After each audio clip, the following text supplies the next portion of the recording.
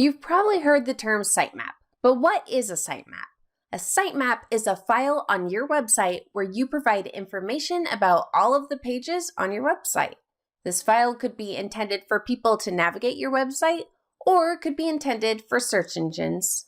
And now it's time for some more DIY SEO tips with Jennifer Rogina.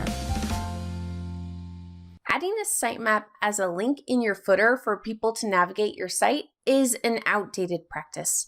It isn't a great experience for anyone, so that shouldn't be your plan. Don't expect people to search through links on your sitemap to find the content they need. Focus on optimizing your main site navigation instead. This will be more beneficial for your website and your website visitors. However, adding a sitemap for search engines is completely different and worthwhile. These sitemaps are called XML sitemaps. They help search engines such as Google index the pages on your website. This is the type of sitemap that we'll be discussing now. So how do you know if you need a sitemap? Sitemaps are especially important for new sites with few external backlinks. It's also helpful for pages with no internal links.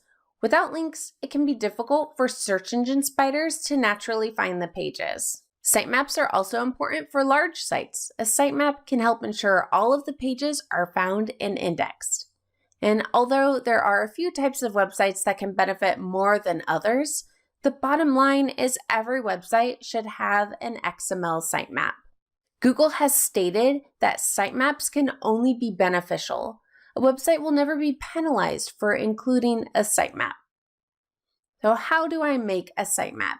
If you want to get technical, sitemaps are created using metadata, and you can view the specifications at sitemaps.org.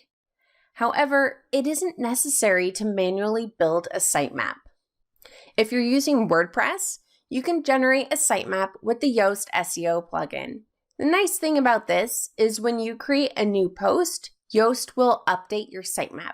That way it stays current and you aren't stuck updating it every week. And since WordPress 5.5, an XML sitemap is actually included with the core WordPress installation. This is a very basic sitemap.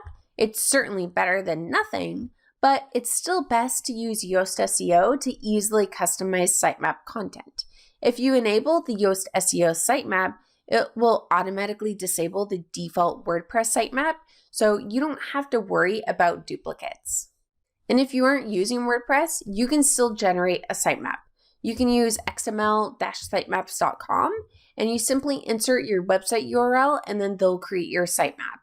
And once you have your sitemap file, you'll just want to upload it to your website file server.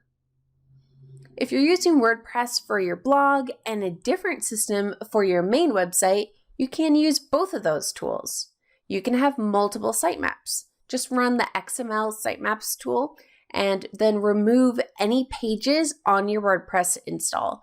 Then install and configure Yoast SEO as well. So should every page be in your sitemap? So the goal of your sitemap is to indicate to search engines which pages you want them to index. So don't include pages in your sitemap that aren't useful for people. Most pages should be in your sitemap. The few exceptions might be a tag or category page. Content management systems such as WordPress automatically generate pages when you create new tags and categories. And for a new site, you might have tag pages that only contain one post. In those cases, that page probably isn't very useful.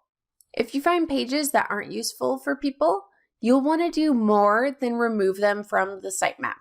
You'll want to inform the search engine spiders that you don't want them indexed. To do this, add a noindexfollow meta tag to the page.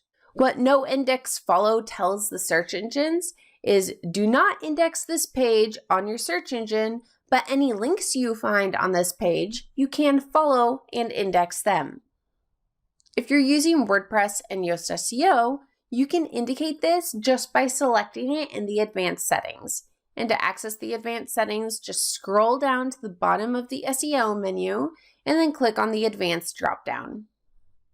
And if you're using a different system, you can indicate this by adding a meta tag to the head section of the page. Okay, so how do I submit my sitemap to search engines?